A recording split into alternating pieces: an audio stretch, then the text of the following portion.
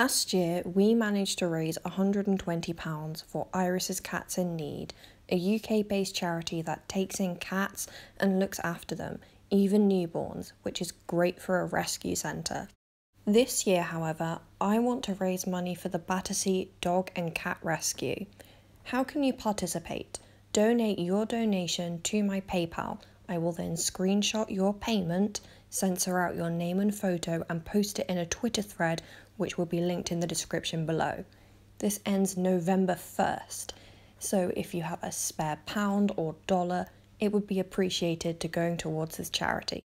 Upon recording this, I realise this video doesn't make much sense if you haven't watched The Problem with DissociaDID Part 1, so you might want to watch that video before watching this one. Oh, my voice just started to go there, didn't it? I thought it was a good idea that before I even begin to think of starting a NIN Part 2, that I should go over some corrections, clarifications and criticisms of Part 1. So, correction time. I've realised, after making this video, that my brain was auto-correcting NIN's system's name in my head to DissociaDID. It's not DissociaDID, it's DissociaDID.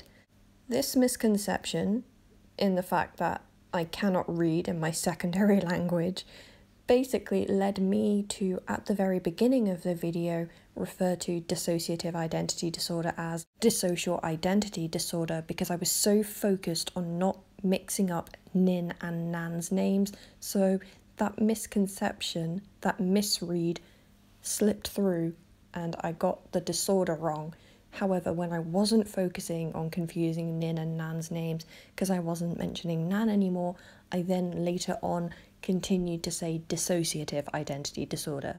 I was so focused on saying Nin's name at the right time that I instead said dissocial identity disorder at that beginning part because I was thinking of Nin's system's name, which I had misread. I hope that makes sense. Also, at the very end of the video, I slipped and said better health instead of better help, because in the UK there's an advert going around promoting better health. So another slip up. I can't speak English very well. I also said the University of Norwich and not the University of East Anglia a few times. Can I get a translator, please? I can't think of any other corrections necessarily. I mean, some people pointed out that you can actually buy Thai takeout for £20 quite easily. Not in my area at least, but I still think it's kind of crappy of her to say, hey, even after I got all of those donations, please pay for your Thai food, even though that donation was supposed to be for all three of us to get food and have fun. So let's go on to some clarifications, shall we? The big one was psychologists can diagnose.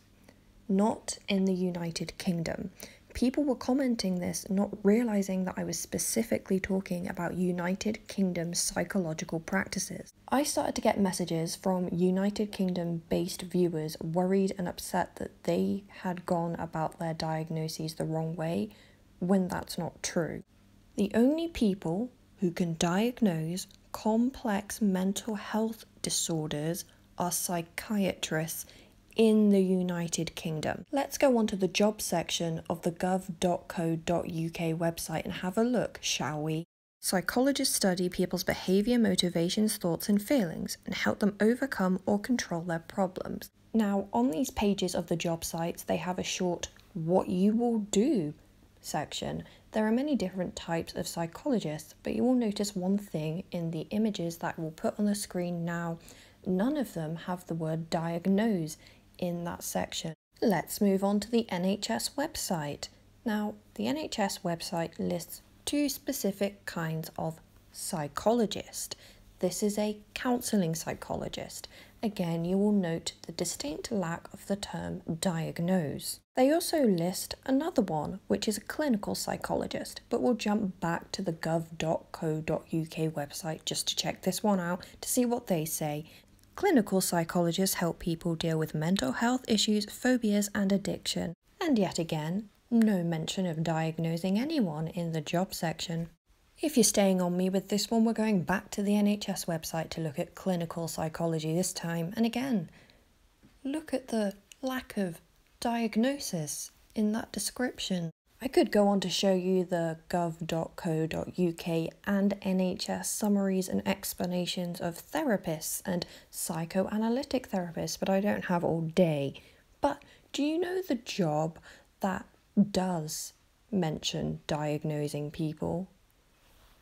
Psychiatrists. According to the United Kingdom National Careers Service, psychiatrists are doctors who diagnose and treat patients with mental health problems. And just for funsies, let's look at the NHS website. Psychiatry is a medical field concerned with the diagnosis, treatment and prevention of mental health conditions. So to the people from other countries commenting that I got this wrong, could you please stop?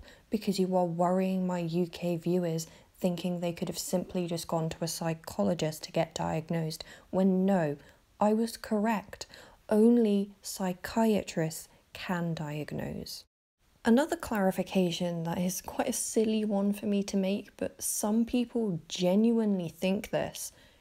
People have stated, either in the comments or on other forums or platforms, they believe that I am either Bobo or Nin herself. I am not Bobo and I am not Nin.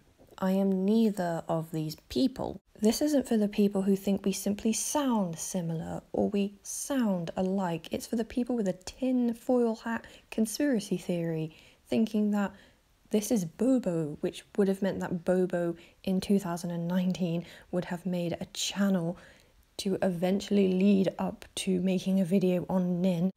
Or it's Nin herself trying to create more drama and try and have people defend her on a video about her. Nah. My name's Charlie, by the way, if you didn't know that before. Hi, I'm Charlie, I'm not Bobo, and I'm not Nin. Hope that clears everything up. Another criticism I got was my stance on self-diagnosis. When I talked about it in my video, I put on the screen, don't self-diagnose, it's dumb. Allow me to clarify. Yeah, it's dumb. It is also highly dangerous. Many symptoms overlap and not just with mental health conditions.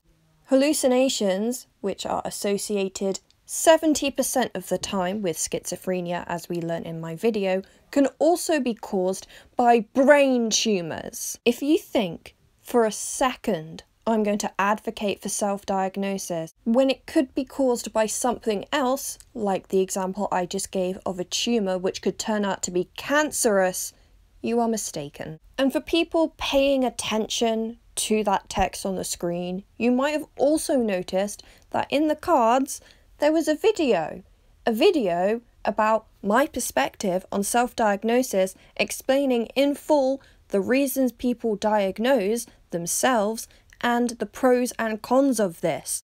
I still came to the same conclusion in that video, even though it was fairly nuanced and I gave the pros and cons of it, because not even psychiatrists self-diagnose. But if you're commenting that I'm ignorant and don't understand when you were given a video explaining in full why I believe that, it just goes to show how unfamiliar you are with my content and are reacting on this one singular video. Now, I'm a little bit bamboozled by this next point, and I'll explain why.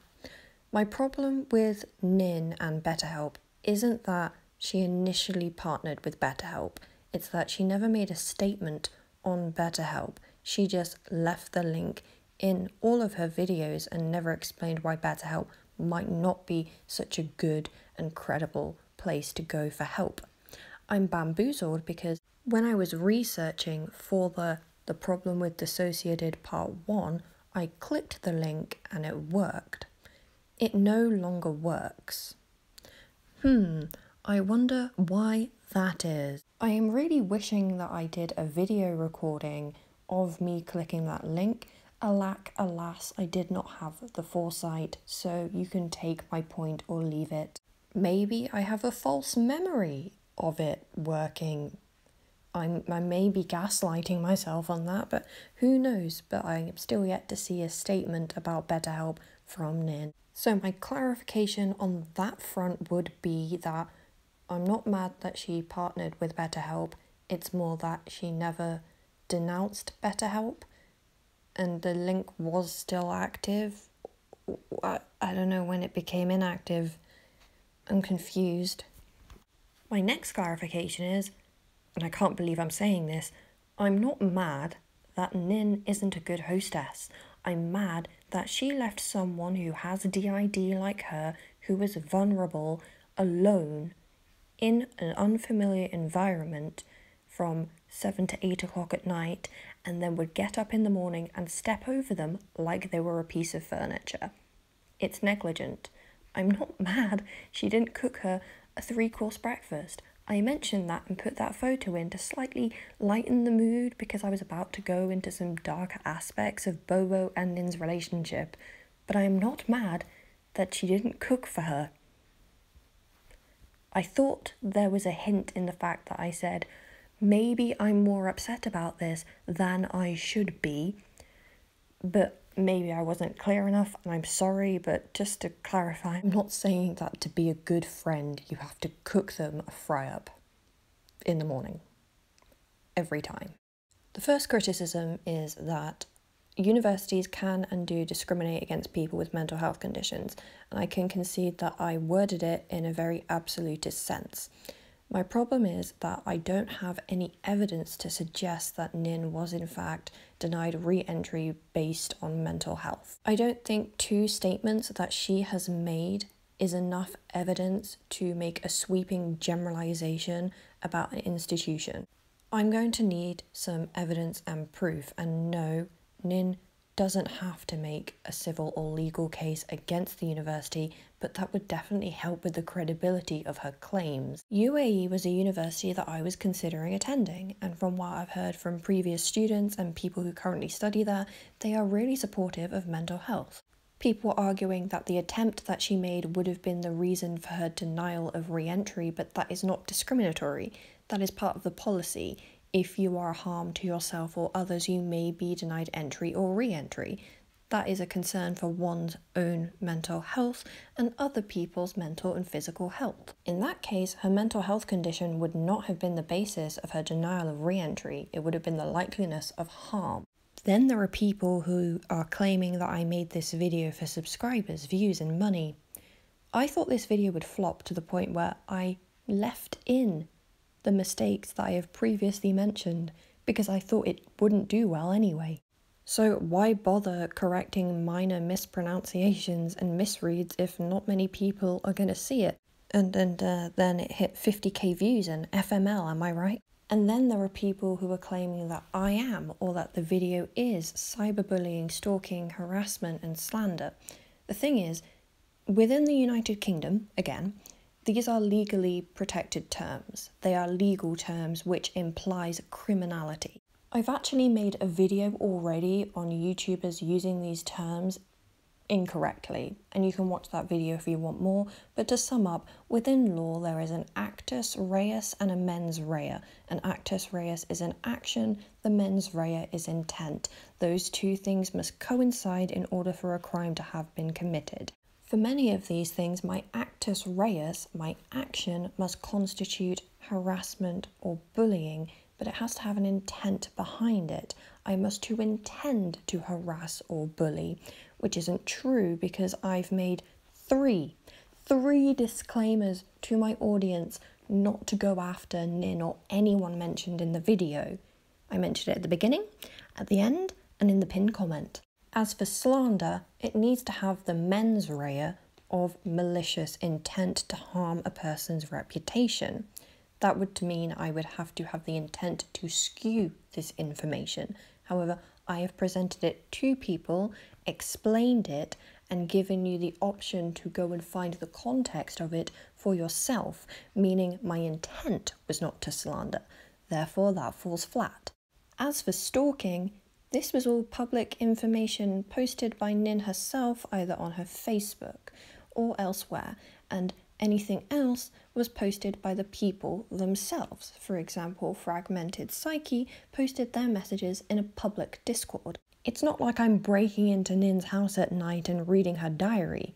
These are all things that are out there. Anyway, these are the important things that I wanted to cover. I'm fairly sure I've missed things out probably. If I do, then I'll just bring it up at the beginning of the part 2 because you guys know I didn't even scratch the surface. As per usual, all my links are linked down in the description. My Twitter, my Patreon, my Etsy store. You can find me all there. I hope you guys are having a good day, night, summer solstice, whenever you are watching this, and stay safe and well. Bye.